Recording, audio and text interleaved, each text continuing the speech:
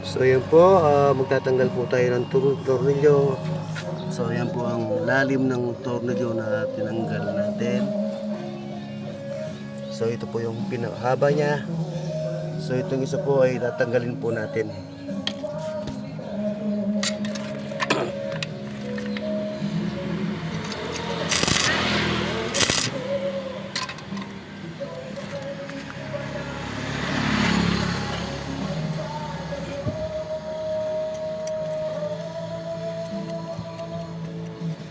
So yan, gumagalaw-galaw na po siya.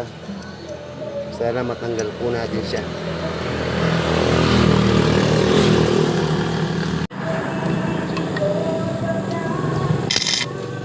So yan, hindi po natin natanggal. Try po natin.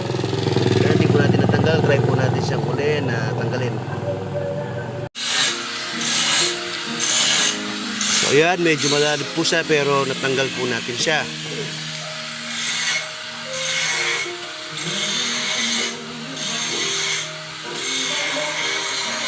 So salamat naman at natanggal natin siya. Yan. So yan, kahit paano nagkasama na po siya. Kahit di na po natin tanggalin yung walong tornilyo niya. So ito po ay menos trabaho din.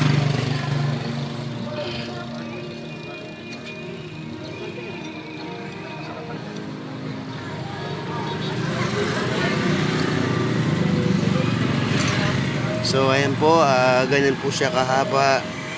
Katulad po din ng isa. So ito po. Menos gastos po sa machine shop. Medyo malaki siya. Dito medyo makakamura lang po siya. So ayan po, tapos na po yung ginawa natin.